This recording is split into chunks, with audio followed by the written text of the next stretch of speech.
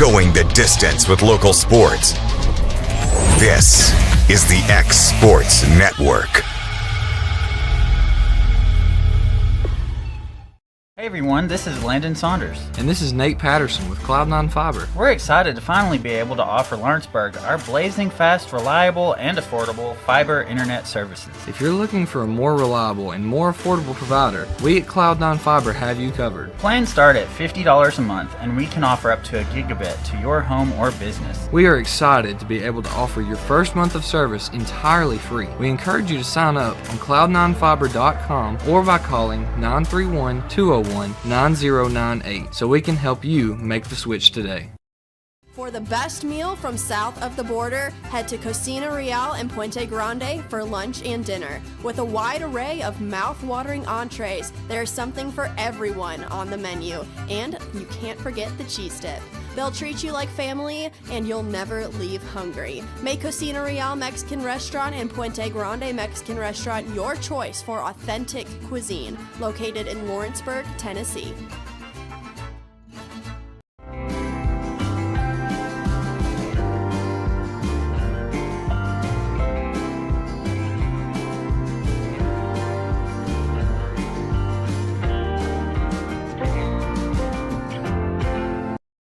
I'm Mike Keith, and my friends at Elliott Johnson Insurance have a great partner in Auto Owners Insurance. Auto Owners makes it easy to get life, home, car, or business insurance. Let Elliott Johnson Insurance find the Auto Owners policy that makes a difference in your life. Call Elliott Johnson Insurance at one of their 3 locations, Florence, Loretta, and Lawrenceburg. Elliott Johnson Insurance, moving forward for our clients every day.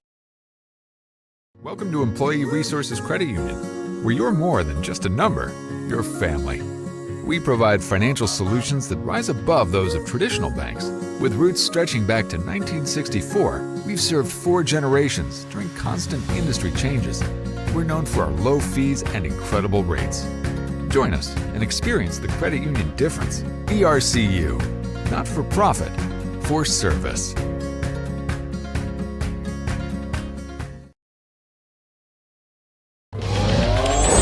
Going the distance with local sports. This is the X Sports Network.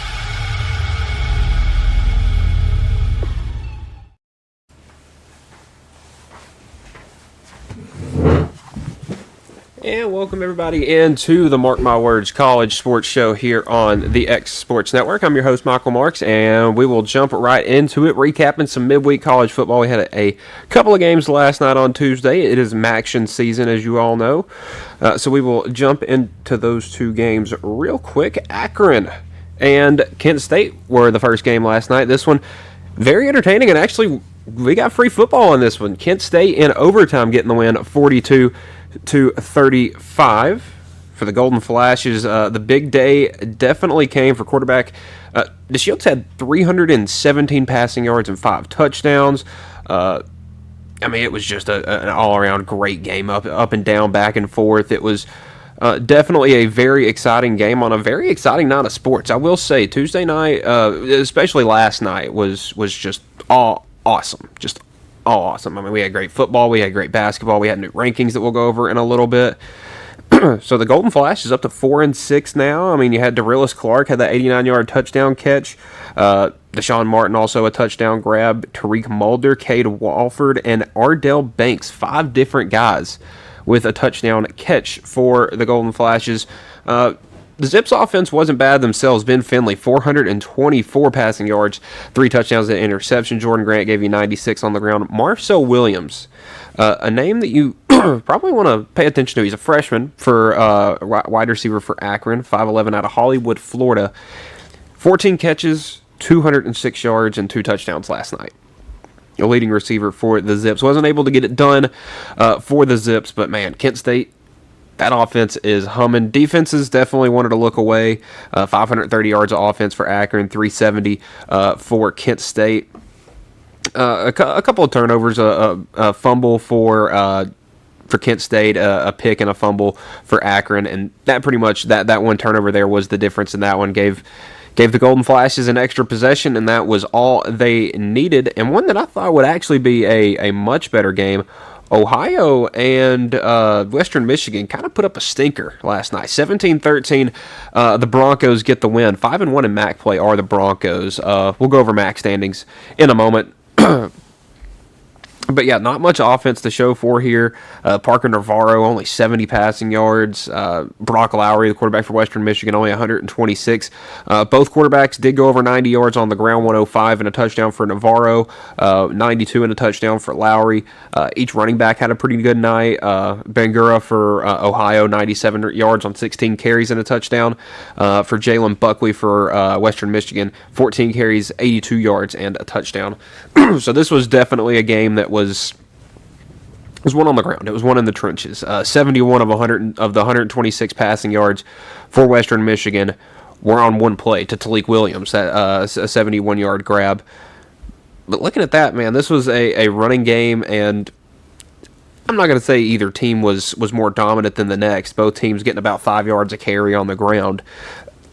But Ohio had that interception. One of the few times they tried to throw the ball, only 19 pass attempts. And that made a difference.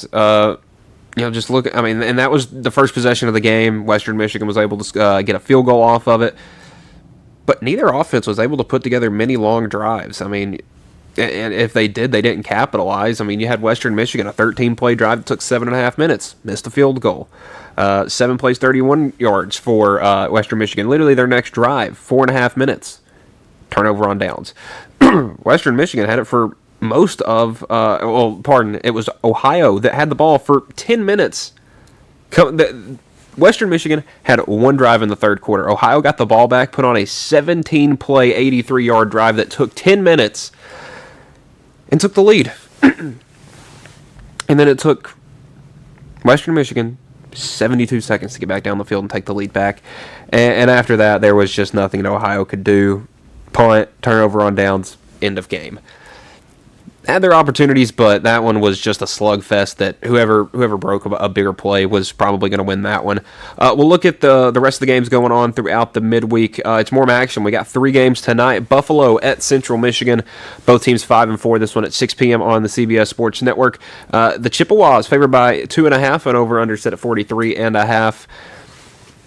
Not sure who I'm looking for in this one. Both teams are kind of at similar spots here at this point in the season. Buffalo, kind of a newer MAC team, but looking at where they are at this point in the season, yeah, bowl games are still very much in front of you. I'd say Buffalo's a little hotter. They've won 3 of the last 4. Central Michigan's lost 2 of the last 4, so they're kind of toss-ups. And then you look at the teams they're playing. You know, Buffalo's last loss, both of these teams' last losses were to Akron, funny enough.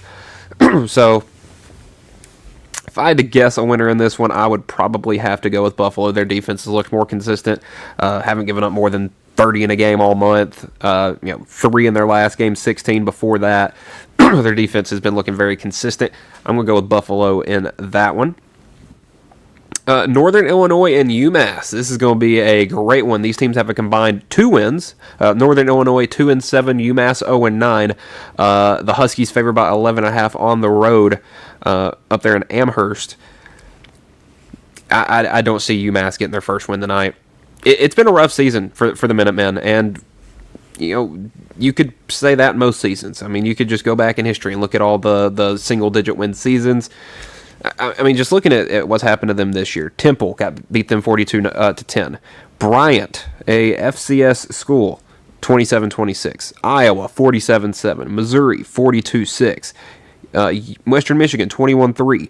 Kent State, 42-6. Buffalo, 28-21. Central Michigan, 38-13. And Akron, 44-10. This team struggled this year. And I don't know if they have a win left. Their best chance is probably tonight, if not next week. They have Ohio, and then their last game of the season, Bowling Green, would probably be their best chance. But it has been a rough year for UMass. A.J. Harrison, their quarterback, 4 touchdowns, 4 interceptions, and been sacked 17 times. You feel for him. You really, really do. Just a tough season for the Minutemen. And then you look at Northern Illinois. I mean, they beat the national championship runner-up last year in Notre Dame on the road. They go to Notre Dame and win that game, and they follow it up with a 2-7 season. Shocking to say the least. What should actually be a pretty good one, Toledo and Miami of Ohio.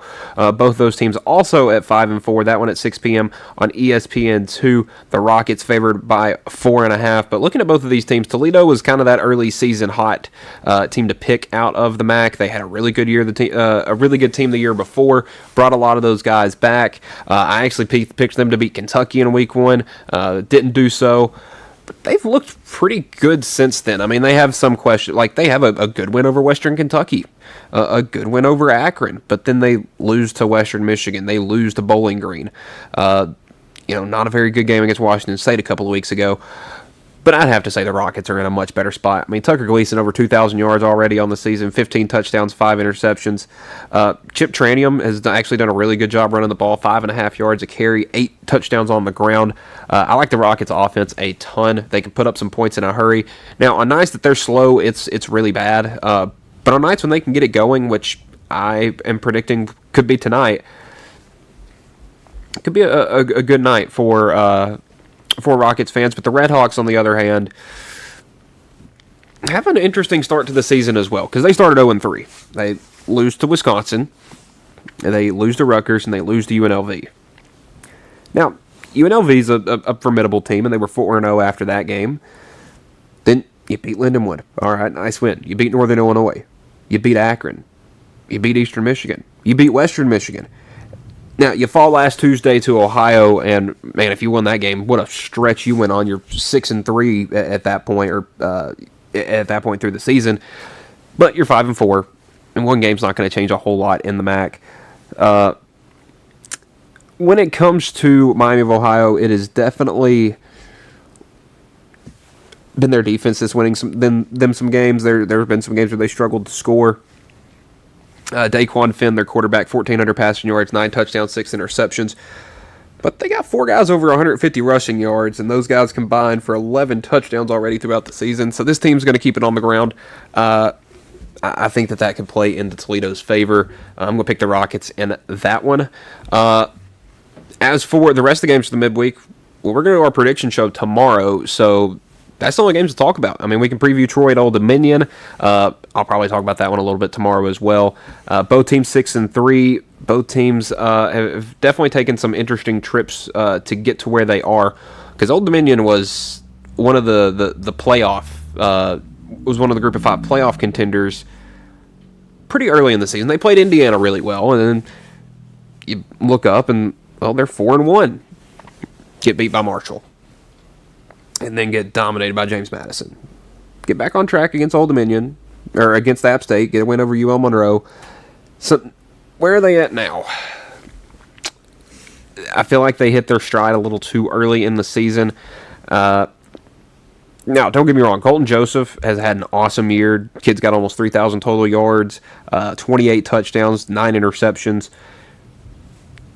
That offense has been good. But on days when he turns it over, their defense has been awful.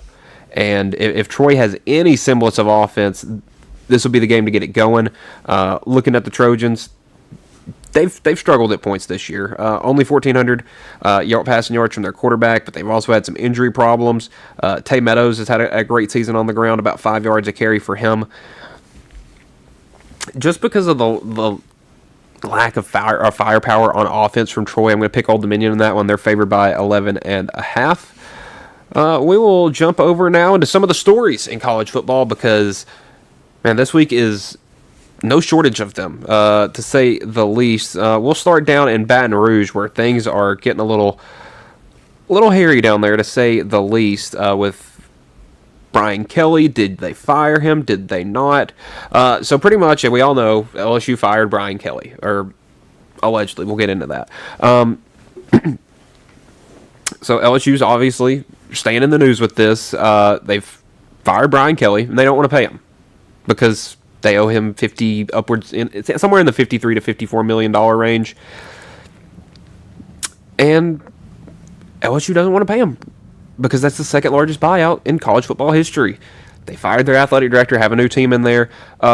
So LSU tried to work out a settlement with Brian Kelly and his agency and their lawyers. Buyout of $25 million. He said no. A buyout of $30 million. He said no again. Respectfully, he feels he's owed $54 million. And funny enough, actually, in 2022, Brian Kelly's first season in Baton Rouge, LSU actually overpaid him nearly $1 million due to some moving costs or something that got messed up. Pretty much he was getting double monthly payments from May to November that he never had to pay back, so I can see why they don't want to pay the guy anymore. So now LSU's trying to say that they didn't formally fire Brian Kelly. So they're saying that I'm really confused about this part where they said they didn't formally fire him. So you just didn't make that clear I'm pretty sure if I was a head coach and I got fired, that would be something that would be present very clearly in that conversation or whatever contract paper you have to sign for that. And now they want to say that he didn't show up for work pretty much for 2 weeks, and now they want to fire him for cause avoiding that payout of $53 million, which no school has ever won a for-cause agreement before. So I mean, there's been some settlements, but never a school has actually never won the for cause and not had to pay a coach. There's always been some sort of backdoor settlement for most of these. But that brings me to their upcoming coaching search, because they're one of the hottest jobs on the market, if not the hottest, or were. Trying to see a lot of glaring issues in the upper echelon of the administrative people at some of these universities that have fired their head coaches recently. LSU. I mean, I'm talking about it right now. Florida. I mean, they've had their problems, but for the most part, their athletic department's actually done a pretty good job. They've just had bad luck hiring football coaches. Penn State. I mean, did you really need to fire James Franklin? I mean, I get it was a bad season, but firing him isn't going to make it any better. It just means you have to look for a coach next year. And since everybody else is firing their coaches, I just think this is going to be the most interesting coaching carousel we've ever had. Early December is going to be a ton of fun. And then probably a week later will be a lot more fun when all those coaches that have taken other jobs, those spots are now open and they have to start looking for coaches. This carousel is going to affect a lot more teams than just the ones that need head coaches, because a lot of those teams aren't going to hire fired head coaches. They're going to hire a sitting head coach, which means now someone else has to look for a job. But that takes me to LSU, because they're presumably right now the top job. Who wants to go there now? Because you look at this whole instance where they just pretty much showed that it doesn't matter how good you do for us. If you mess up in any bit and our fans are tired of it, we will fire you, and we're going to try not to pay you too. Listen, you're the one that signed a head coach. Let's see how old Brian Kelly was in late 2021. So in 2021, he would have been 60. So, 60 going on 61 at that point. And LSU gives him a 10-year deal worth, I believe, somewhere in the realm of $95 million in total. And then, in his fourth season, you just decide that's not good enough. I mean, he gets you to an SEC championship. The next year, he gets you a Heisman Trophy. And then the following year, there are steps taken, but not enough. And then this season, their offense is really bad. He made a bad call with the whole Mike Denbrock situation. And now his offense is bad. His quarterback's hurt. Their defense is good, but that's not enough to win you games now. And this is probably, I'd say, one of the tougher years in the SEC. I think it's not top-heavy like it has been in past years. Usually in the mid-2010s in the SEC, there were probably 3 or 4 games on your schedule every year in the SEC that you could go, yeah, we'll probably win those pretty easily. The Mississippi States, the Arkansas, Auburn was in there, periodically. Even LSU was one of those teams for, the later years of Ed Ogeron and kind of the early years as well. But now, I don't know who wants to take that job. I mean, right now Nick Saban is the betting odds favorite. I mean, if you saw the dude having his family sing happy birthday to him, laid up in the recliner watching the NFL, all covered up, that dude's not coaching again. I would bet some serious. If I was a betting man, I would put money against it. I don't think he'll be the next LSU head coach, but some of the names up there are just absurd almost. Names like Lane Kiffin. I don't think they're going to get Lane Kiffin. Names like, I don't even know. They're literally any head coach, they're throwing his name in there. Kenny Dillingham, Lane Kiffin, Clark Lee, John Sumrall, other guys like that. I've seen Dan Mullen's name in there. I've seen Jimbo Fisher's name in there. I don't know who LSU goes and gets. I think Drinkwitz is probably your best bet. We'll do an update on the coaching carousel next week because it's been a couple weeks since I've done it, and there's definitely some changes. Dan Lanning's name is also in contention for the LSU job. I think too many teams got a little too uneasy with how their seasons were going and fired their head coaches prematurely. Yeah, I remember when a team was not doing good, you just fired the coordinator of the side of the ball that was struggling. For LSU, just fire the offensive coordinator. You can fix it later in the season, but this ain't working. For I don't know, we'll pick on Penn State. They definitely need a new offense. Well, I'm not even say their offensive coordinator. They probably needed a change at head coach. Florida probably needed the change at head coach. But there's other teams around like. Probably time for Oklahoma State and UCLA to make changes, but I don't think Arkansas needed to. I think that they're just going to have to kind of accept where they're at right now, because look, they fired they fired their head coach Sam Pittman. They just retained their offensive coordinator Bobby Petrino, who's their interim. He fired all the defensive staff. The defense is one of the worst in the country still, and they haven't won a game since he took over. So that makes that job a little more interesting because he's been the guy I've had pinned for that job really the whole time. But yeah, LSU, a real mess. College game day this weekend. I know a lot of people wanted it to go to that Division II game in Arkansas, the two schools on the opposite sides of the road.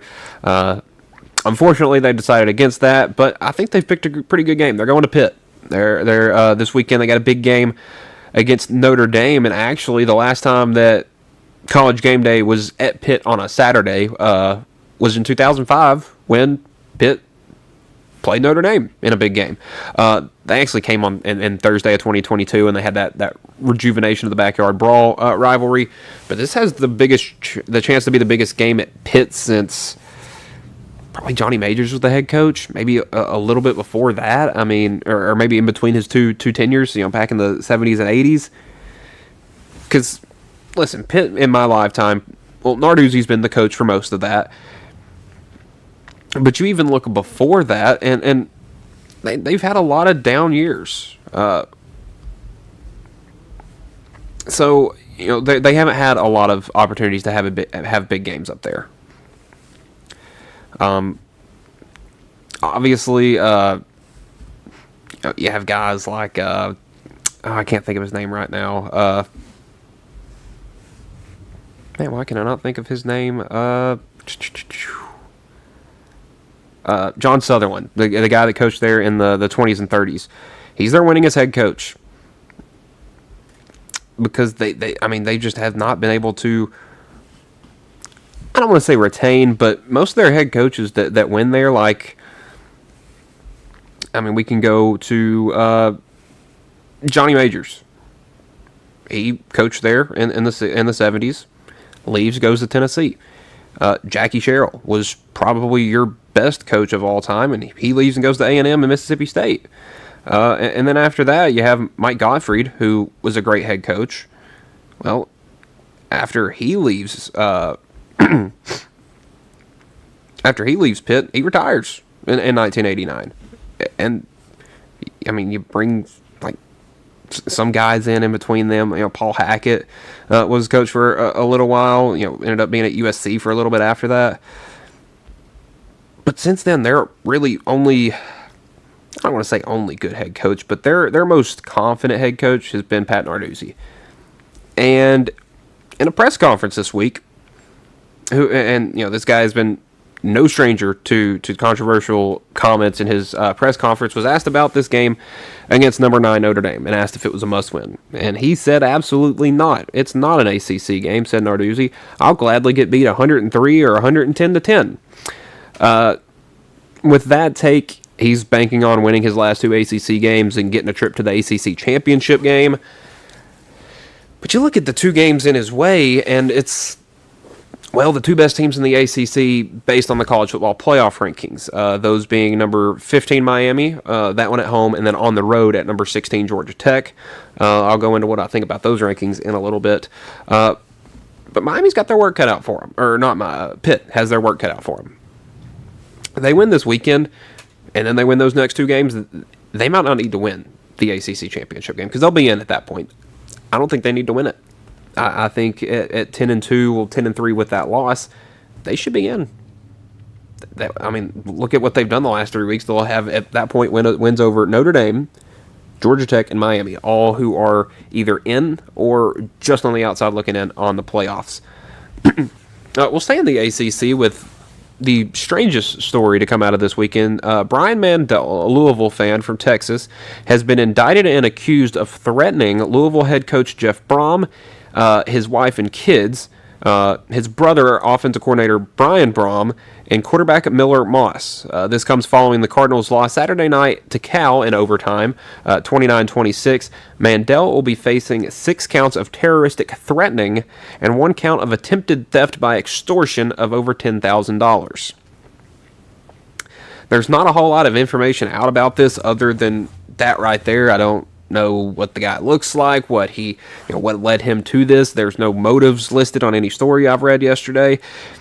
Just really strange, but it makes me think, with the added attempted theft of extortion by over $10,000, makes me think this is a result of gambling. That this dude put, let's say, $10,000 on Louisville to win this game. One, I don't know why you would put $10,000 on a football game, but. And obviously, Louisville was not supposed to lose that game. They did in overtime. Great game from Cal. And then you're sending death threats to your team's head coach and their coaching staff and his family. It's wrong. And I just think we're getting, taking steps closer and closer to probably needing to do away with sports gambling, at least in the, being able to just do it wherever on your phone kind of thing, because we have this stuff happening. We have guys in the Major League Baseball that are never going to play again, and guys in the NBA with a similar thing with gambling. We've had guys in the NFL get suspended for years over it. Calvin Ridley, stuff like that. It's a real problem because now we have this stuff happening, and I get this was probably. I don't know if it was a fan at the game, the screaming stuff, a fan at on social media posting stuff.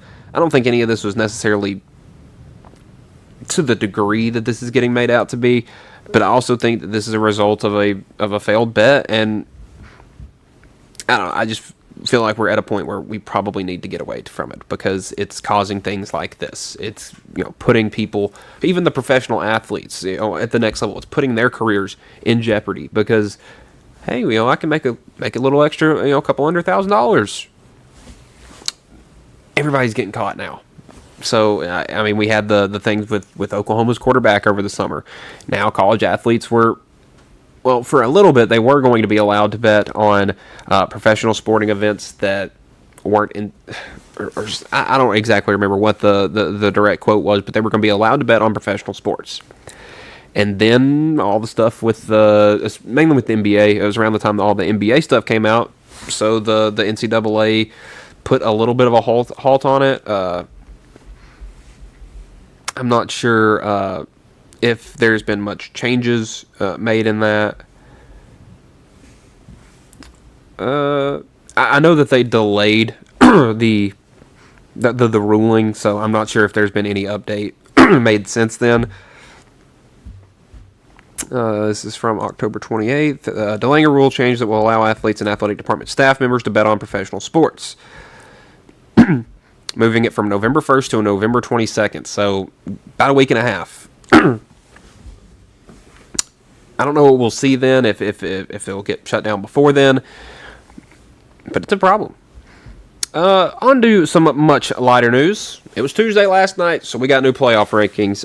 First, I'll do mine and what those matchups would be, and then the real rankings, those matchups, and then we'll go over the top 25 if we got times for these playoff games. So we will go over all of that. So first up, number 1, Ohio State.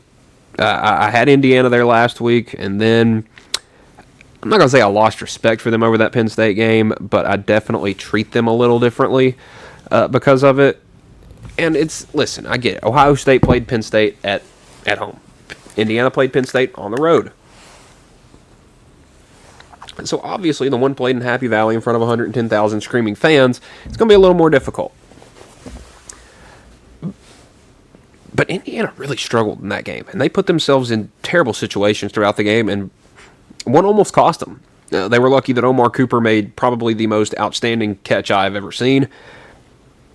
And not with like, oh, that was such a hard catch to make. Just in the fact that the fact that he got his feet down and was able to control that ball and just everything and just all the pieces to that. I have Texas A&M at number 2, my SEC champ. They look good. They look like they are in cruise control. I'll be really excited to see them play Texas the last week of the season, and then if they win that game and Texas doesn't lose another game, or Texas loses another game, pretty much whatever. I think A&M is going to be in the SEC championship game. I cannot wait to see them in that game. Indiana at 3. I had them at 1 last week. I flipped them back down to 3 this week. It's not that I don't think they're as good or bad or anything. I just don't think they're as good as Ohio State and A&M. Those are the 2 best teams in the country right now. That will stay that case for a while. Alabama at 4. They've stumbled a bit as of late. Their offense, their run game has not been very good ever since really that Vanderbilt game where Jam kind of had his coming out party. They have not had a very good running game since then. Not very consistent either. Georgia at number 5. Right now, the only reason Alabama's ahead of Georgia is because of the head-to-head. Just watching them play, Georgia looks like a much better team. Their offense is rolling. I mean, they just went down to Starkville and scored 3 touchdowns in the second quarter, which is something that they hadn't scored really in the first half all season. And go down and just let Gunnar Stockton sling it all across the yard. Nate Frazier had a great game on the ground. Oregon at number 6.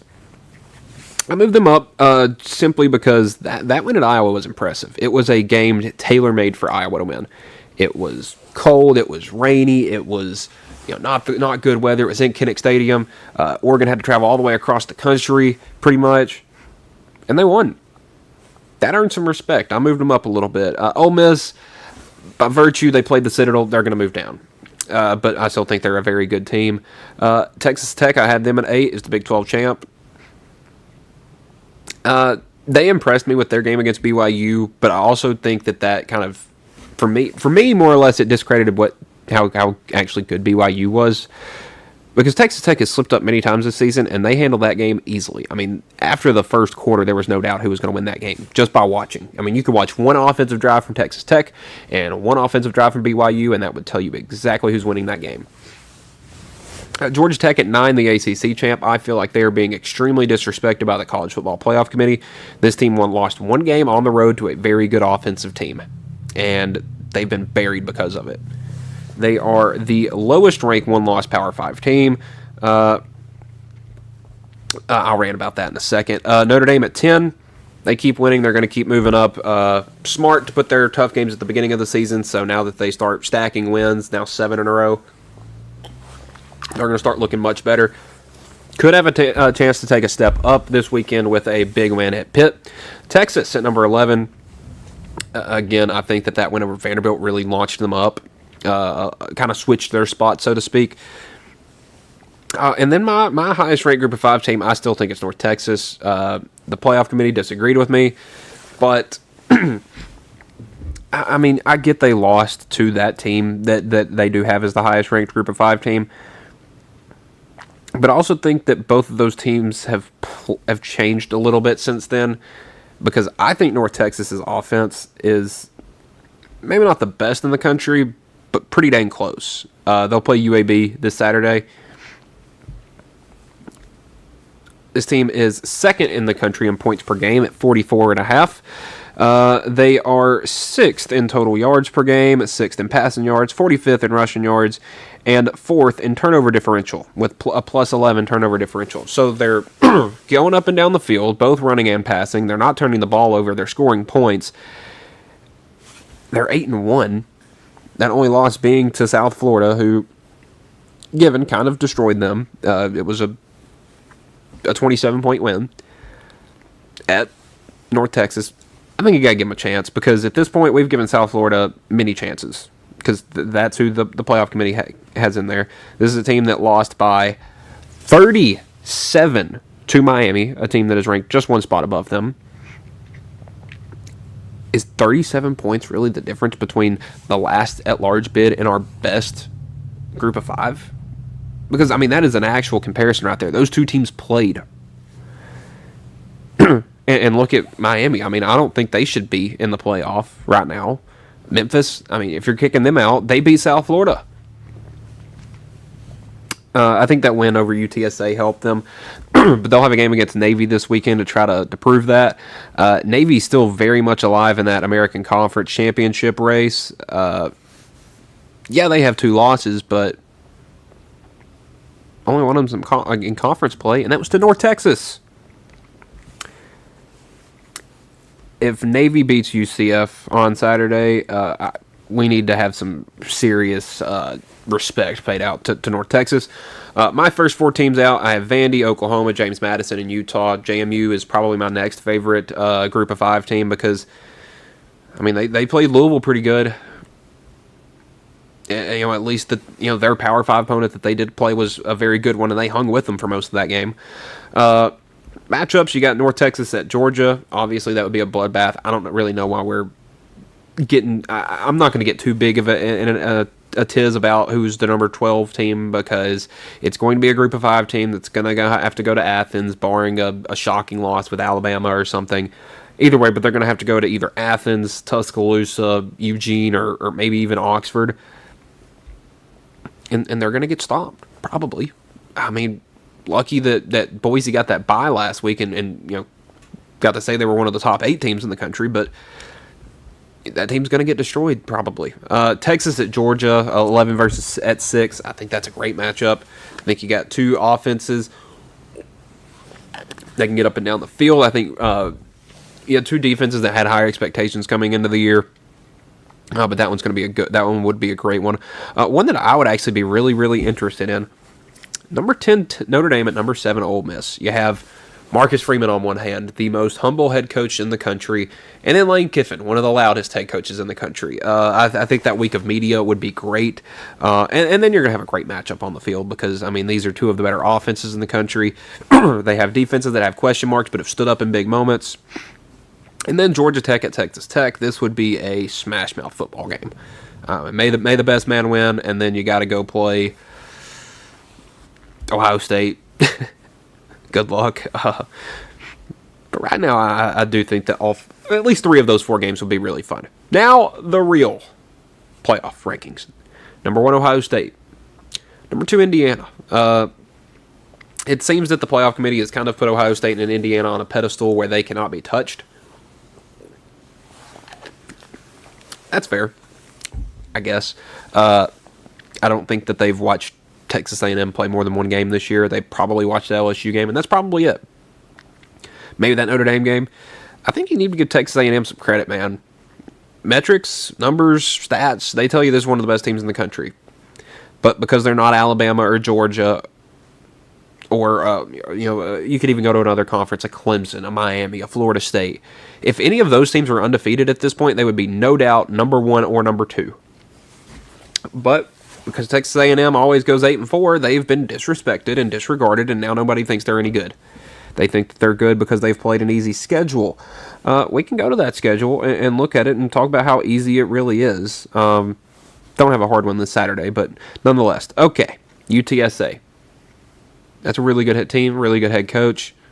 They've beaten a projected playoff team by more than 30 points.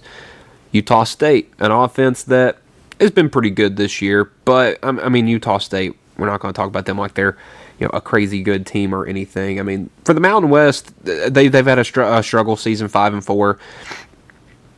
Then they go up to Notre Dame, who is number 9 in the country right now, and beat them 41-40 because Notre Dame's holder could not hold an extra point. You beat Auburn 16-10. That was a tough defensive team at the time, and Auburn was still riding high at that point. I believe they were 3-0 going into that game. If not 3-1, this may have been right after they got screwed against Oklahoma. You dominate Mississippi State, who at that point was 4-1 and had just lost their first game to Tennessee. Then you go dominate Florida 34-17. That was after Florida had just beaten Texas and was looking like maybe they figured it out. You struggle with Arkansas. Everybody has struggled with Arkansas. I see an argument all the time on X that Tennessee does not deserve to be ranked because they only beat Arkansas by 3. Well, Texas A&M only beat Arkansas by 3. What argument does that make? Then they go to the Swamp at night and beat LSU by 24 points. Not many people do that. Alabama did last year, but there's not other teams in the SEC that do that. Then they go to Missouri 2 weeks later, and I get Missouri was missing their quarterback, but they were still hyped up. It was a home game. It was a revenge game from last year, and you let them do what they did to you last year again. Tell me that team is not one of the best teams in the country. And to close out their season, they've gotten a couple of easier games. They got South Carolina and Samford. Both teams probably either will or have already fired their head coach. That last game against Texas on Black Friday, though, is going to be a ton of fun. So now for the actual playoff, or continuing on the actual playoff rankings, A&M 3, Alabama 4, Georgia 5. So far, top 5 is same teams, slightly different order than mine. Texas Tech at number 6. This was 8 versus 9 last week with BYU and Texas Tech. A dominant win at home for Texas Tech moves them up 2 spots. It moves BYU down about 5, I believe it was. Ole Miss at 7. Oregon at 8. They have Texas Tech above both Ole Miss and Oregon. I don't think either of those are correct. I think Texas Tech would lose to both of those teams right now. Their run game is good. Their quarterback play is a bit suspect, honestly. Watching Barry Morton against that BYU defense, he struggled a little bit. The run game was really their only semblance of offense, and I think both Oregon and Ole Miss have secondaries that could cause problems. Notre Dame at 9, Texas at 10, Miami at 11 is the highest-ranked ACC team. There are 4 ACC teams right in this same area. We'll go over the top 25 in a second. I've got some problems with it. South Florida is the highest-ranked Group of 5 team. That's fine. And the first 2 teams out are Oklahoma and BYU, followed immediately by Utah and Vanderbilt. Those rankings last night, what they told me was Vanderbilt might not make the playoffs with 2 losses.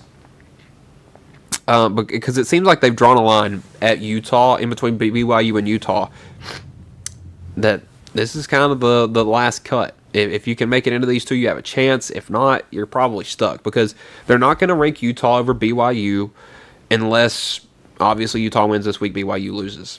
And I think, I don't know who either of those teams are playing, but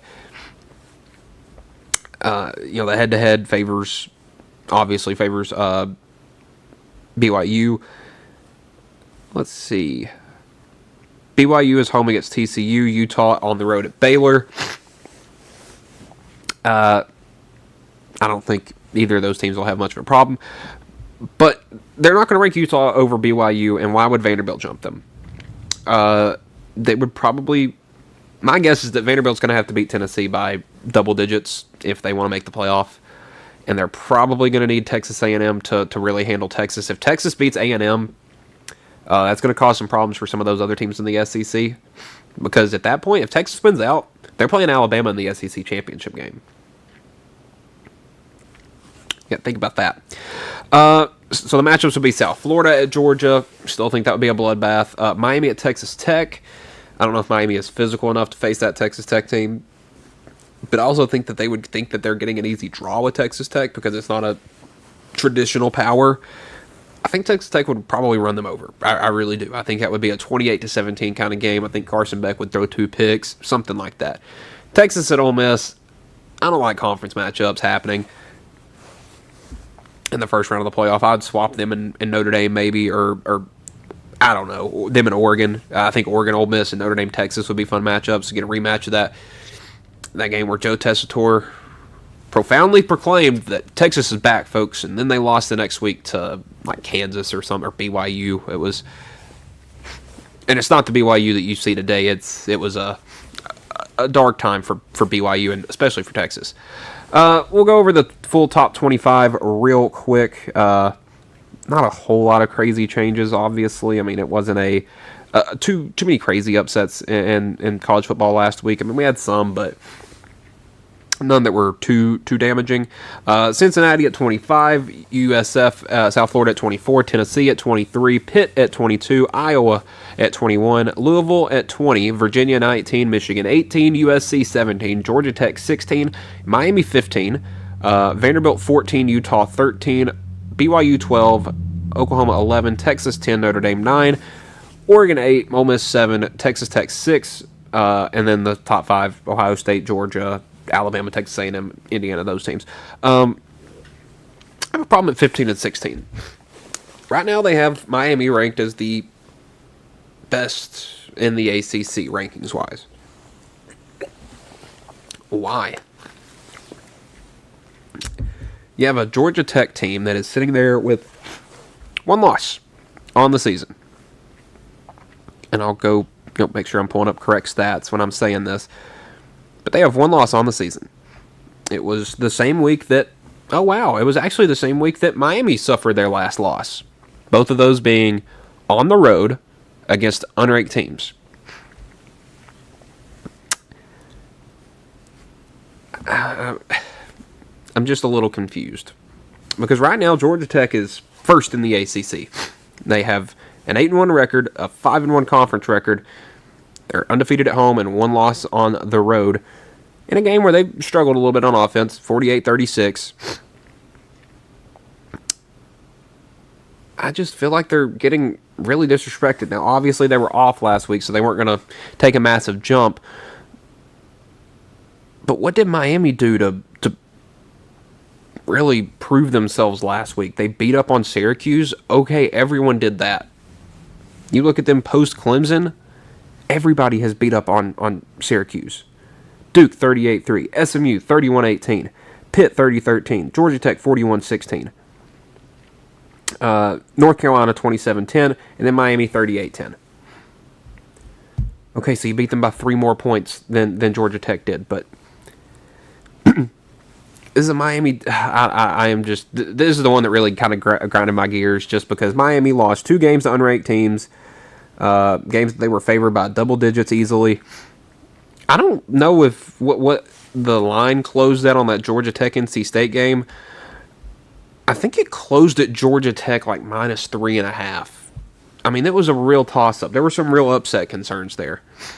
I don't think really many people saw Louisville ups. Well, I kind of guessed Louisville upsetting Miami, but I didn't see SMU doing it. Because that was an SMU team the week before that Miami game, lost to Wake Forest 13-12. I could rant about terrible rankings all day. I just don't think a 2-loss ACC team should be ranked over a 1-loss ACC team, especially at this point in the season when they don't play each other. Hopefully we get to see a matchup of those two in the ACC championship game. You'll probably know who I am cheering for there. We have times actually announced for these playoff games. So the first round, it will be exactly what it was last year. We'll have 1 game on Friday night, 3 on Saturday. The Saturday night game will be on ABC and ESPN that at 8 p.m. Eastern time. And then on Saturday, we have games at noon Eastern on ABC, 3:30 Eastern on TNT, True TV, and HBO Max, and then the 7:30 game on TNT, True TV, and HBO Max. Then we hop on over to the playoff quarterfinals 10 days later. We have college football on a Wednesday and Thursday. You're going to have 1 game on New Year's Eve, the Cotton Bowl, and then on New Year's Day at noon, these games all on ESPN, you'll have the Capital One Orange Bowl, you will have the Rose Bowl game at 4 p.m. Eastern, and then the Sugar Bowl that night to close it off. Honestly, I think those are perfect times for those games. Maybe flip the Orange Bowl and the Cotton Bowl. I think that's perfect. And then the playoff semifinals a week later, you'll have a game Thursday night, the Fiesta Bowl, and then a game Friday night, the Peach Bowl, and then the College Football Playoff National Championship game in Miami will be Monday, January 19th on ESPN at 7:30. Hey, it's before 9 o'clock, which, I mean, that is a 7:30 Eastern time. I mean, folks, we're going to be able to watch the playoff game and then go to bed at a decent hour. Usually, I mean, that's one of those where you wake up for school or work, whatever, that Tuesday morning, you're just dragging. It's like Super Bowl Monday. You're just dragging. And, hey, that game's going to be at 6:30. It'll probably be over by 10, 11. Not bad. So, real quick, guys, we're going to go to break, and then when we come back, we're going to talk a lot about college basketball. We had some great games last night. We had some earlier in the week, and then we'll look at how the rest of the top 25 fared. That'll be next on Mark My Words.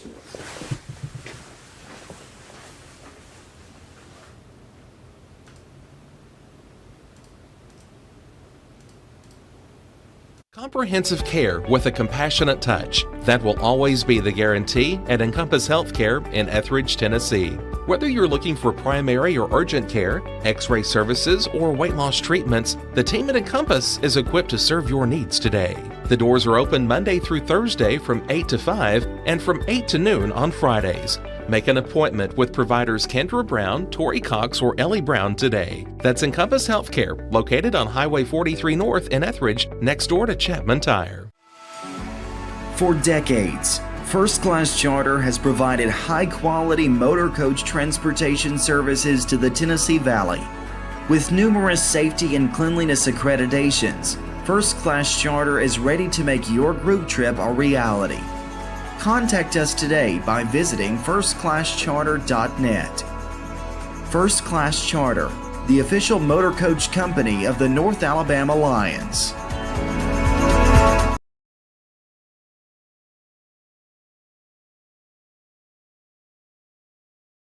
Flooring sets the tone throughout your home. For flooring that makes the right first impression, start by choosing us, Floored by Justin. A one-stop flooring destination. Our new location stands alone for unequaled customer service and selection. Owner Justin Story's mastery of custom hardwood inlays means every room can have a custom look. Discover how the right choice of hardwood, laminate, carpet, or tile can set the tone in your home. Contact Floored by Justin today.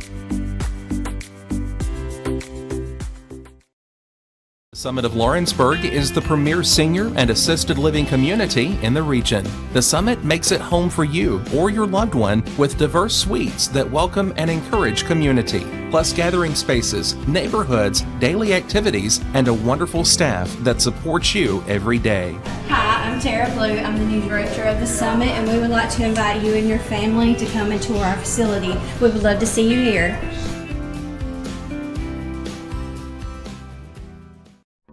There's no job too big or too small for Gonzalez Lawn and Landscapes. Owner Chris Gonzalez works hard to make your commercial or residential properties one of the neighbors will envy. You won't find a lower price anywhere else, and that's a guarantee. We offer mowing, landscape removal, small construction jobs, and more. Our team is licensed and insured to ensure the best work for Lawrence County and surrounding areas. Your satisfaction is our goal. We won't leave until you're happy. Call today to set up a free quote.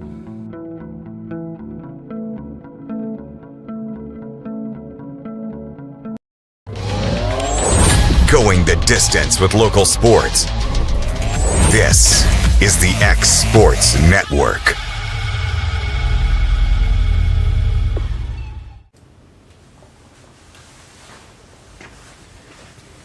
And welcome back to the Mark My Words College Sports Show here on the X Sports Network. I'm your host, Michael Marks, and we will hop right in to college basketball. Honestly, one of my favorite times of the year because it's the same reason I love college baseball as much as I do. And it's something that I don't want to say I dislike about college football, but it's something I don't enjoy as much. College football, there is FBS and FCS. You have the bigger schools as the FBS teams and the smaller schools as your FCS teams. And they're all kind of split up. And I guess in football it's fair because nobody wants to see Tennessee Tech. Well, they're a bad example of a team this year. They're actually really good. Nobody wants to see UT Martin and Kentucky play. But in college basketball, it's more interesting. Everybody's all jumbled up in there together, and there's more variety. You don't have as many Cinderella teams in college football, but in college basketball, and 5 guys can really make a lot of things happen. So there's a lot to talk about. There's a lot of games going on. We'll jump into some news first. G League player Abdullah Ahmed has committed to BYU. The 22-year-old center has spent the last 2 seasons playing in the G League for the Westchester Knicks, has appeared in 18 games over the past 2 seasons, starting in 6. The NCAA has cleared Ahmed, and he will join the Cougars with 2 to 3 years of eligibility left. I got a problem, though. This is a 22-year-old man that didn't play in college. He's from Egypt, I believe is the country he's from, or that's where he had played semi-professionally before coming over to the NBA. He was eligible for the draft, this past draft, back in the summer, and wasn't drafted. And now he is looking to go back to college. I mean, he didn't play in any college, so obviously he would have some eligibility, so to speak, but I mean, this is the second or third time now we've had a guy from the G League wanting to go back to college because they didn't get drafted. I mean, and especially this guy, because he's played, only 18 games, but he's played 2 seasons.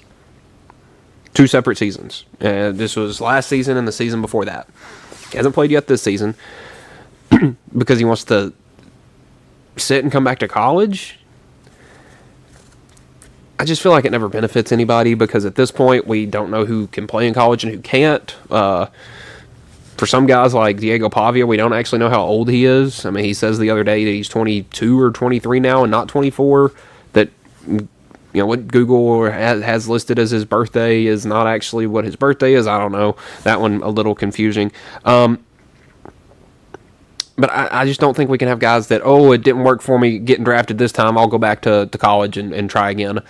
Because now we're going to have a 25-year-old, former professional athlete playing in college basketball because he couldn't hang it in the big leagues.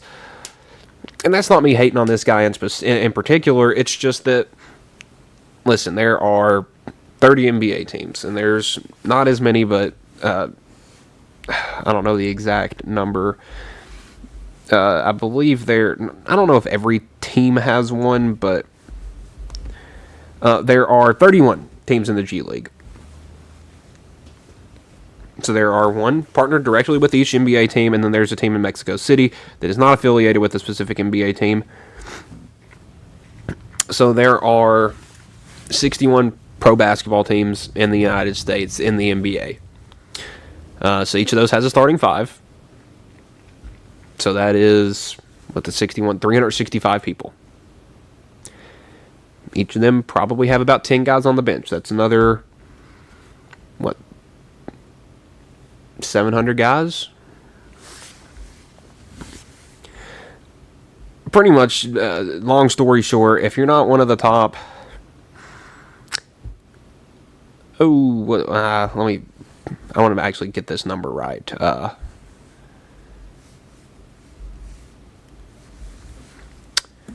Pretty much, if you want to be in the NBA, you need to be in the top 1,100 basketball players over the past... I get LeBron has been around for like 22 seasons now, but realistically, 10 years. If you want to divide that number by 10, you got to be a top 100 guy every year. And unfortunately, that's not realistic for everybody. And those G League spots are rotating like open and closed doors. They just keep cycling guys in and out. There are leagues in Europe to play in that are successful, but everybody has that dream of coming to the NBA. And when it doesn't work, they just want to go back to college because they know they can get paid there. It's smart for Abdullah Ahmad, and I'm props to BYU for getting a 20. It will be 23 by the time he suits up. He won't be able to play this season. We'll play next season. But a guy at that point that is going to be able to suit up for you at 25 years old with professional experience. It doesn't seem fair. But props to the coaches that are taking advantage of this. I know Louisville was kind of the first one to do this, and everybody's mad at them.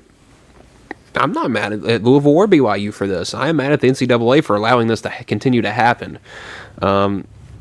Because how long before we have a guy that flares out in the NFL and tries to come back to college because he can make money? Don't think it'll be a thing in baseball as much because there are so many levels of professional baseball. that, if a guy's not struggling in Double A, he's not going to come back to college. He'll just go back down to High A and work on his mechanics.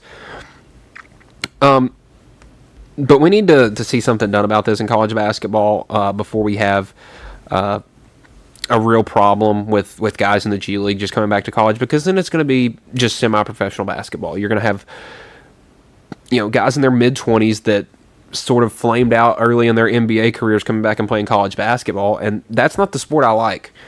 I like watching a team of 4 insurance salesmen and an accountant go beat Duke.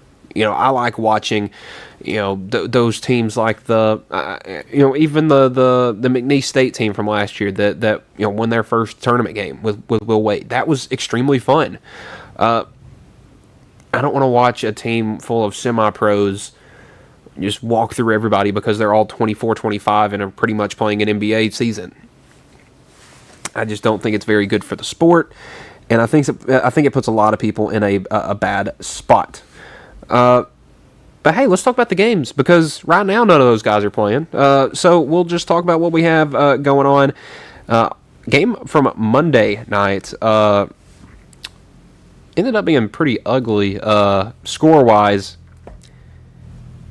I think Iowa State's legit, folks. They just totally dominated Mississippi State 96-80. This game played in Sioux Falls, South Dakota.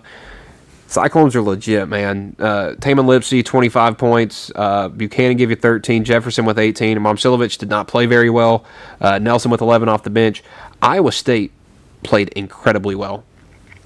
If you look at shooting percentages, they did not shoot better in any sense other than, I guess, slightly field goal percentage over the Mississippi State. But they had 12 more shots. They had 11 more free throw attempts. They actually did not win the rebounding battle, but they had 21 assists to 14 assists for Mississippi State. 9 turnovers to 26 turnovers. That is 17 extra possessions for your team. And they got 12 shots out of it. And that was... If you give a team... If, say, you're even right now and you give another team 17 possessions and they don't beat you by more than 15 or 20, now I guess you could say that's a victory, but Mississippi State did not play well enough to get that done. I think Josh Hubbard played really well shooting the ball, but the 7 turnovers was a bit of a problem. And Jones as well also had 11 points, but 5 turnovers. Your two leading scorers can't give you 12 turnovers a game. That's most of the problem right there. I mean, your starters were the difference in this game when it came to turnovers. And also, for Mississippi State to want to be like a big, brooding, rebounding defensive team, I don't think they rebounded the ball that well. None of their big guys. Ballard, their center, 4 rebounds. Akor, a younger guy, 8 boards. Off the bench, you have a Davis Fleming, a guy that's, I believe, upwards of, getting close to 7 feet tall, and he only got you a pair of rebounds. Mississippi State's going to have to work on their interior defense, or it's going to be a long season for Chris Jans and that crew down there. We'll hop out to L.A., where UCLA took down West Georgia 83-62. Not much to talk about in this one. Bilodeau had 21 points. Sky Clark only had 8 points. Perry with 17 points, 9 assists for the Bruins. They look like they're handling things just fine out there. They'll be definitely a major contender in the Big Ten. UConn 89, Columbia 62. I mean, nobody really blew me away in this one. Silas Demery again, passing, swinging the ball around. Alex Caravan had 20. Solo Ball had 20. Reed had 19. So all around great game for the Huskies. And you saw the clip of head coach Hurley, Danny Hurley. Trying out the challenge for the first time. Says he didn't know if he did the right sign or whatnot. Anyway, we will jump into the games from last night. We'll go first for the big one, Louisville and Kentucky. It's always magic when these two teams hit the court, or it had been. And then for about 5 years, Louisville was the worst team in Power 5, or I guess Power 6 at that point, now Power 5. And it was bad. And then they found Pat Kelsey. Has been an amazing head coach for them. I mean, we saw the teams that Pat Kelsey coached before then, and you're like, I don't remember this guy. if you watched a couple of March Madnesses, you probably do. He was the guy at Winthrop for a couple of years. In the late 2010s, he was the guy at College of Charleston up until 2023, or the early 2024, and then took the Louisville job last year. Louisville's really good. I don't know if you watched that game last night because there was a lot on. Cardinals, 96-88, the winners over Kentucky. And boy, that offense is humming. Michael Brown Jr. had 29 points, and he didn't even shoot great. Ryan Comwell had 24. He didn't shoot great either. But those two guys are legit. Comwell, the guy that's played at 4 schools in 4 years, he was really good for Xavier last year. He is really good for Louisville this year. Isaac McNeely wasn't great, had 9 points. Kentucky, on the other hand, I mean, Denzel Aberdeen played really well, but that's your only guy taking more than 13 shots. I mean, Otega Owe looks completely uninterested in playing out there. 5 turnovers, 12 points, terrible shooting. I mean, that was a lot of guys' preseason SEC Player of the Year, and he fouls out. Colin Chandler, he had a pretty good game, the sophomore from Utah. Got a much bigger role at Kentucky this year. You know, he played pretty well, also fouled out, but you know, at least he's giving you 12 points, you know, off 4-6 3-point shooting. Brandon Garrison was kind of getting moved around. Diabate didn't play too well. and then off the bench, Jasper Johnson, 6 minutes, doesn't do anything. Grabs a rebound. I don't know. This Kentucky team, I was a little worried following that first game against Nichols where they only scored 77. But then they, go out on Friday and score 107. I thought maybe they had the offense fixed. I think their defense is the concerns. But it's also hard to win a game when you're turning the ball over 14 times. When the other team's not turning it over really at all. And then, here's the literal difference in this game. Louisville won this game by 8 points. Outscored them on turnovers 19-10. That 9 points, if it doesn't happen, Kentucky wins this game 88-87. And now we're talking about Louisville as one of the 5 or 6 best teams in the country. I genuinely believe that. Will they stay there? I don't know. I mean, obviously, I think Kentucky's a big game to get up for. How long can they retain that? We'll see. Texas Tech and Illinois played last night, and that was also a great game. Illinois takes that one 81-77. For the Fighting Illini, man, this team is awesome. I really love how they play. Colin Boswell has been great this year. He was a guy that could give you some last year, but you weren't exactly sure what you were going to get out of him. He'd have really good games. He'd have really bad games. So to get him, obviously he's a kid from Champaign. To get him back for another season, I think was huge. And just look at what he's done for this team already this year. We'll go to stats. He's leading the team in scoring with 21 points per game, giving you 4 assists, also leading the team. 2 turnovers a game, I get is a little bit much, but when you're playing good competition and you're your team's leading, I'm going to say not point guard, but he's definitely your probably your leading scorer for sure. Guy that has the ball in his hands the most amount of time. You're going to have some turnovers, and 3, and he had a couple last night, 4. I mean, that was double his season average. Keaton Wagler was really good. The freshman out of Kansas, 11 points, 7 boards. Can't ask for much more than that. Didn't have Tommy Ivasic, so let's get little brother Zvonimir. His brother that's a little bit taller than him, maybe by an inch, goes out, gives you 11 points, 7 boards, 3 blocks, hits a couple threes.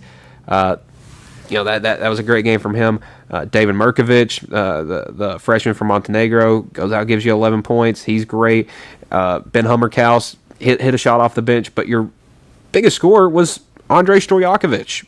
Comes off the bench, puts up 23 points, 11 to 16 shooting. Only shot 1 3. It's crazy, the guy with the last name Stojakovic, and we all know who his father is. Only 1 3, and he didn't make it. Texas Tech, I don't think has anything to worry about. JT Toppin goes in there, gives you 35 points, 11 boards. Had a bit of a turnover problem, but if he can go in and do that against a team that's as big and physical as Illinois is going to be, he'll be fine. Lawan Watts, 21 points, 4 rebounds.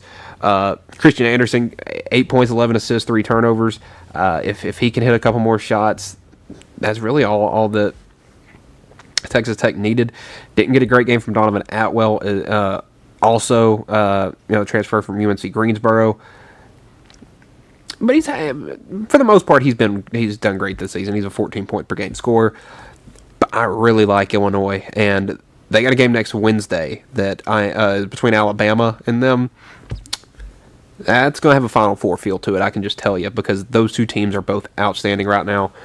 Creighton and Gonzaga, the battle of the Catholic schools last night was a dud.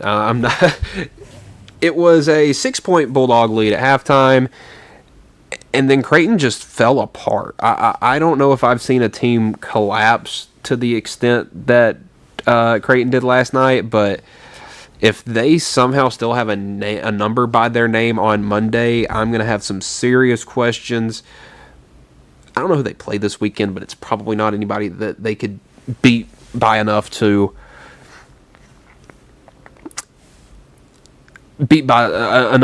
make you forget about that one, because that's a bad loss.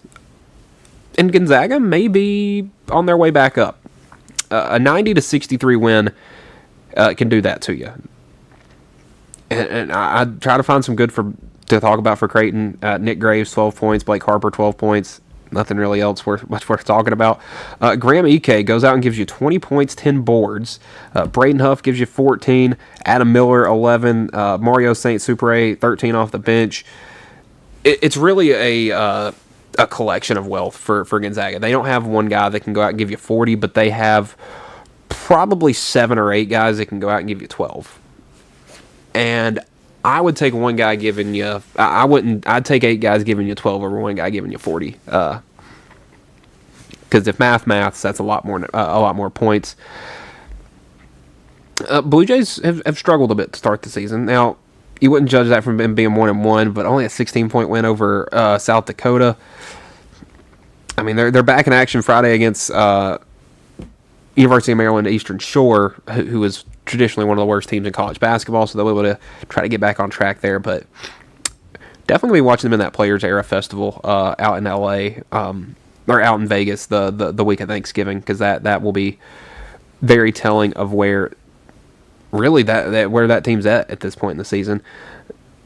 Wake Forest played a really, really tight game with Michigan, and Michigan Wolverines pulled it out 85-84, but that game was really close. And one that I did not expect to be very, very close. If we can get my stats to pull up and stop freaking out. Gotta love an iPad. Michigan was ranked really high to start the season. Deservedly so. I think Dusty May is a great coach. A little too high early in the season. Juke Harris goes out, gives you 19. Nate Chalmese, 11. Makai Mason, 16 points, 7 boards, 5 assists. He has a great game. For Michigan, it was Ade Mara. 18 points, 13 rebounds, 6 assists for the junior out of Spain. He's 7'3". I mean, that's not even fair. He was the big man at UCLA last year. They get the transfer from Illinois, Morez Johnson. It feels like he's lost a bit of his... It just confuses me when there's a guy that's 6'11" that can't get more than 8 rebounds in a game, especially when you're playing 27 minutes.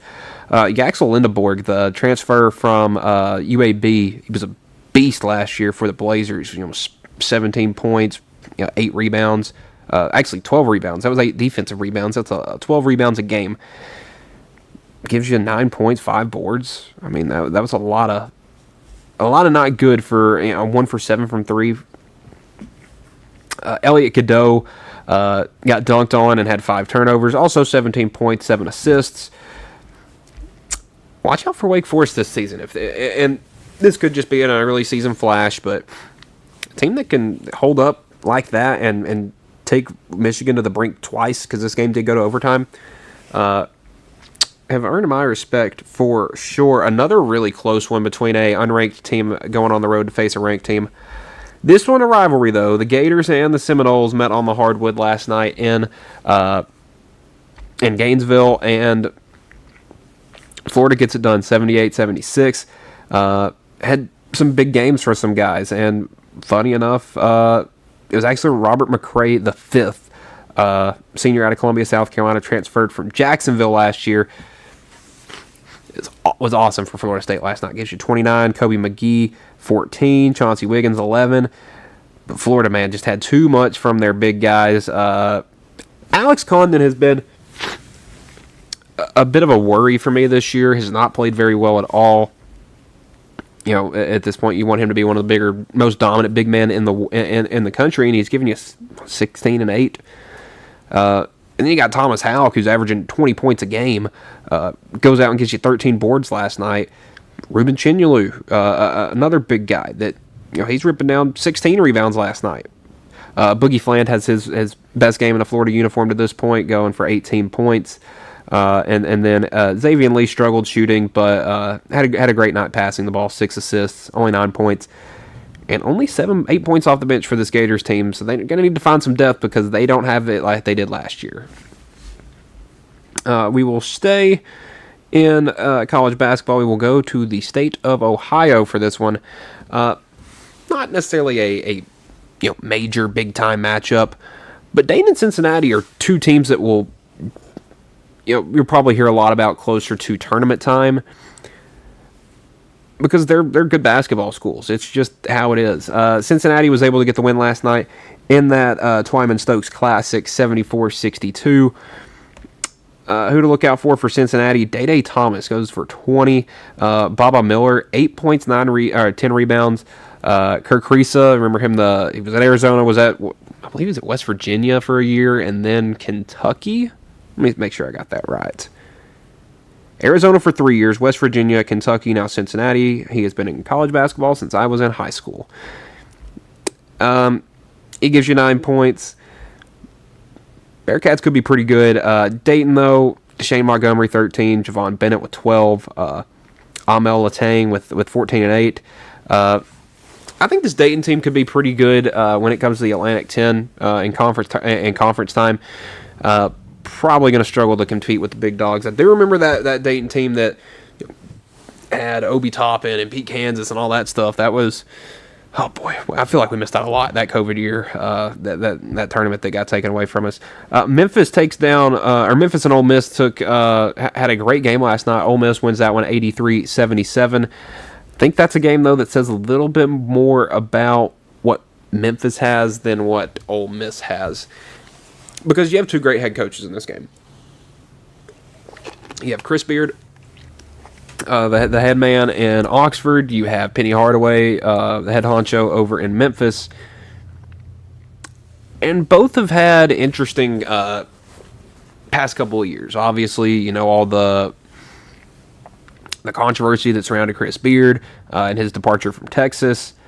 And obviously, Penny Hardaway is no stranger to controversy as well. One of the more outspoken head coaches is probably the nicest way to put it. But that was a great game. And you have to learn some new names from Ole Miss, because that Ole Miss team with Sean Padula and all those guys, they're gone. They did bring Malik Dia back, and he was big last night, gave you 13. But a senior from France, his first year in college basketball, Elias Kamardine, I may be saying that right, I'll learn it by the time conference play comes around, 26 points. And he's averaging 18 a game for this team. He's doing this a lot. AJ Storr had a decent game. Keza Giffa gave you 16, the senior out of another senior from France. This one played at High Point last year. So the Ole Miss Rebels really, really doing some great things with French players. Never would have thought. I mean, it's an interesting starting lineup, because you have guys, one from North Carolina, one from Murfreesboro, Tennessee, AJ Storr, he's from Rockford, Illinois, and then you get to Griffa, Paris, France, and Comardine. I'm not going to butcher that town's name, but also from France. That's just really, really interesting. A good team for Memphis, though. If you can get anything from Aaron Bradshaw, that would have been nice. But Sincere Parker, 10 points. Doug McDaniel had 15. Curtis Givens the third with 20. That was a big pickup from LSU because he was a pretty good scorer for them last year, and he had some flashes. But a big win for Ole Miss and a big win for the SEC as they get that early season contest. Elsewhere in the top 25, Duke took down Army on Veterans Day, and I thought it was nice that Duke decided to go play at Army, and Coach K was there and all that stuff, talking about how great Duke and Army are and all this stuff on Veterans Day, and then Duke goes out and beats them by 65 points. It almost feels a little disrespectful. Obviously, you know how good Duke is.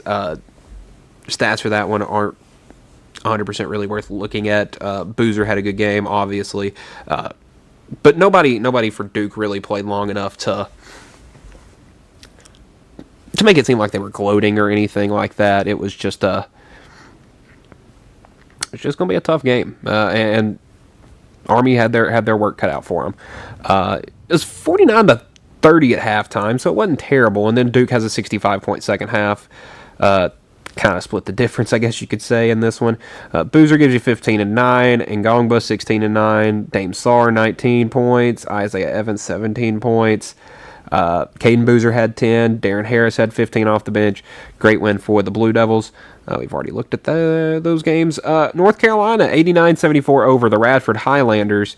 Kind of feel for North Carolina in the sense that one of their big players, Seth Trimble, gets injured Monday in a weight room incident, like a weight room accident, and that you could see that kind of deflated them a little bit last night. But Caleb Wilson 13 and 14, Jaron Stevenson had 15 points, Henry Vassar 18.7 boards, Luka Bogovac 19 points, 5 assists. You had some good games, and North Carolina is one of the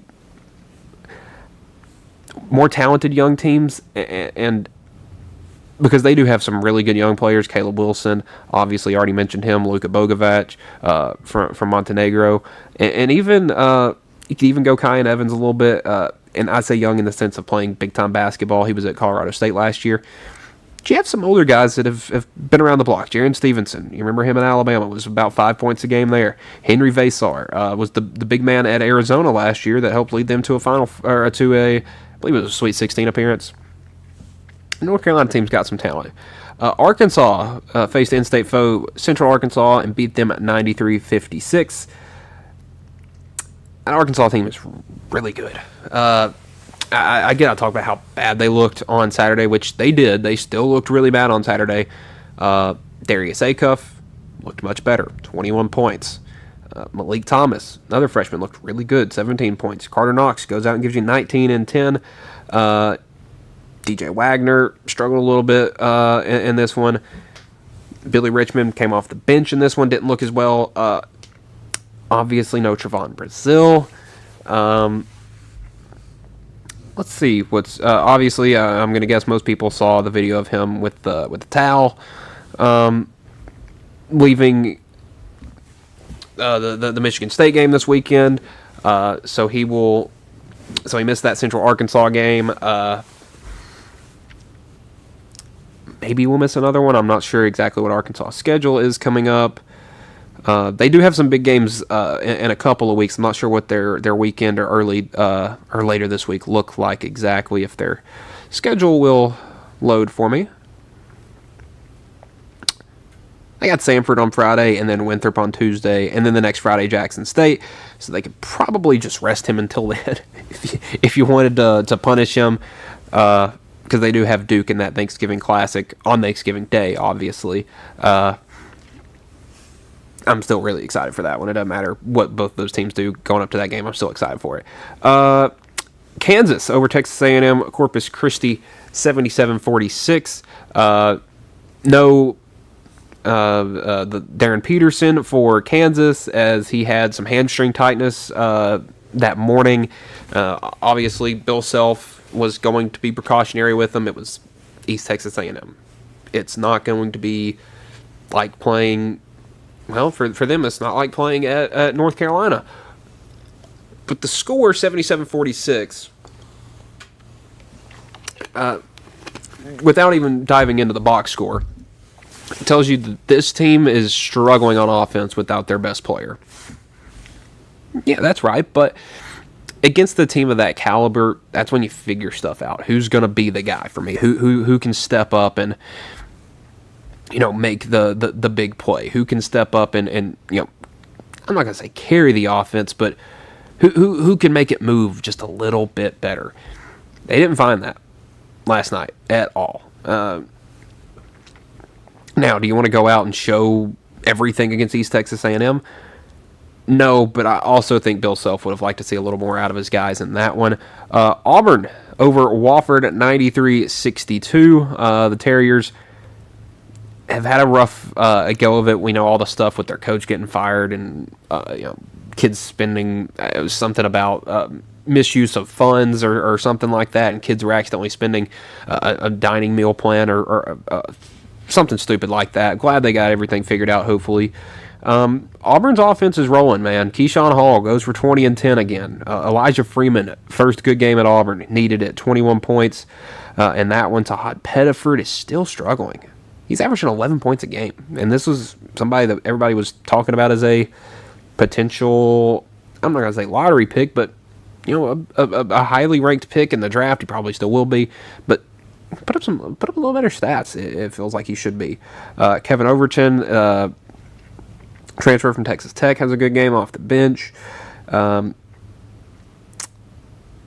Jovic, 7 points. The freshman from Bosnia. It's been a little underwhelming, to say the least, but also it's a freshman playing college basketball. They're either going to be really good or really bad. I mean, look at Todd Pettiford last year. He probably only averaged 12. Let's see what he averaged. I'm actually curious. Last year he averaged 11.6 points per game. He probably didn't score 11 points once. He probably scored 25 and then nothing. It would be my guess. He was very hot or cold, looking for more consistency out of him this year. Wisconsin takes down Ball State 86-55. The Badgers look really good on offense. Austin Rapp 11, Nolan Winter 19 and 10, Andrew Rode with 10, and Nick Boyd with 12. If your lowest scorer in your offensive and in your starting lineup is John Blackwell, you will be fine because the junior out of Michigan, it's an 18-point per game guy. If he's having a slow night and you can still beat a team by 30, more power to you. Another team that struggled with their best player not playing very well, Arizona, all the way up to number 5, 84-49 over Northern Arizona. The Lumberjacks did not have a good night, despite holding Koa Pete to 10 points on 3 of 10 shooting. Jaden Bradley didn't shoot the ball very well either. But this was a big game for some of the guys off the bench. Dwayne Aristote, 18 points for him. Tobey Awaka, 10 points, 9 boards. 1 rebound away from a double-double off the bench. Anthony Del Orso gave you 8 off the bench. A good win for Arizona. Games like this, like the games where you win by 50, there's not a whole lot you can tell about that team. You can just say that, oh, wow, their bench players looked cool against subpar competition. In the last of these games, Delaware and BYU, the Cougars, 85-68 over the Blue Hens. Delaware had some guys show some good stuff. Macon Emery, 18 points, 7 boards. Christian Bliss, 18.6 boards. They had 4 double-digit scores. And BYU looked really good with A.J. DeBanza as their 3rd leading scorer. Not sure how long that will continue, but they got 2 dudes right now, and Robert Wright and Richie Saunders, that are really good, that are 18 to 20 point per game guys. And then you have A.J. DeBanza, who's also that. I mean, you have 3 guys that can give you 60 a night easily. That says a lot about this team. And then you have Wright as the point guard for this team. He can dish it out, too. He had 26 points and 9 assists and 9 rebounds. He was a rebound and assist away from a triple-double. Richie Saunders, again, 26 points, 10 boards. A.J. DeBanza, 18 points, 7 rebounds. He's shooting good. 7 to 12 is not bad. The best shooting percentage out of those 3, at least. BYU is going to be an interesting team to watch down the stretch and see who develops for them. Looking ahead to tonight, not many games, really not many good games at all. It's really disappointing because there's no big football games on tonight. I mean, there's some action, obviously, that you want to watch, but this is a great night to have college basketball. There's not a whole lot. There's no NFL games, obviously, because it's Wednesday. There's, going to be minuscule. Well, I mean, there will be, obviously, your NBA and NHL games because they have an 82-game season. They got to get those out of the way. this is the perfect night to put some college basketball on. And all we got St. Joseph's at Virginia Tech. Obviously, St. Joseph's is always going to be a good team, but Virginia Tech, they have really piqued my interest this year, and it was all based off of that game that we talked about on Monday. That game against Providence over the weekend. Scored 107 points. And we learn about Nicholas Avdalis. He's a freshman from Greece, and he's averaging 21 points a game. He had 33 and 5 rebounds and 6 assists in that one. He's kind of become college basketball's sort of dark horse sweetheart, and he's been awesome. Love to see how he plays tonight. Minnesota and Missouri is your only matchup between two power conference teams. I don't know how either of these teams look really this year. Missouri has struggled against some subpar competition, which is strange because, well, actually it's not strange. He only a 5-point win over SEMO. Did look good Sunday against VMI, but these are two teams that haven't lost yet that have been kind of on the fringe, I guess you could say. Well, not necessarily on the fringe. I mean, Minnesota's looked good, but they also haven't played much competition. I would say to go with Missouri in this one, but this is actually going to be an interesting battle in the post between two guys that started their career elsewhere. Funny enough, both of these guys actually started at one point in their careers, we're playing on both sides of the Duke-UNC rivalry. Cade Tyson and Mark Mitchell. Mitchell obviously spent his first 2 years at Duke, has been with Missouri since last year. He's putting up 20 points and 7 boards a game this year. Cade Tyson, on the other hand, 25 and 5. He scored 2 points a game last year at UNC. He was really good when he was at Belmont. Is a UNC legacy, I guess you could say. And then doesn't work. Hits the portal again, goes to Minnesota, and has been awesome for them. Love to see his resurgence. Curious to see how those two guys look tonight in that matchup. That one on the SEC Network Plus. Wow, we don't even get it televised. The one good game tonight. Also have North Florida at Tennessee. There's only 2 ranked teams playing tonight, Tennessee and Houston. Glad to see what you get them in a rematch this year because that I think that could be a very good game defensively. But for the Volunteers, I mean, they haven't really struggled. I mean, obviously didn't look great against Mercer, but this team has an 8 admit, the other team doesn't. And they're 0-1 to start the year, and it was a 40-point loss to Florida, a team that hasn't looked great all season. To me, really, I'm gonna go Tennessee, probably really, really big. An interesting one: number 1 Houston and Oakland. This Oakland team played the number 1 team in the country last week and almost beat them. They're the reason that Purdue isn't number 1 anymore. I wish somebody would schedule a first week like Oakland, at Michigan, at Purdue, at Houston. That is the number 7 team in the country and the number 1 team twice in 4 days. Do they keep it close tonight? I don't know. But if not, probably going to have to ask some questions about the Golden Grizzlies. So that should do it for this episode of Mark My Words, the college sports show here on the X Sports Network. We'll be back tomorrow. We're going to break down all the college football for the weekend. We'll break down some of the big college basketball games for the weekend, and maybe some other storylines if something comes up. So for Michael Marks, this has been Mark My Words. Have a good day, everybody.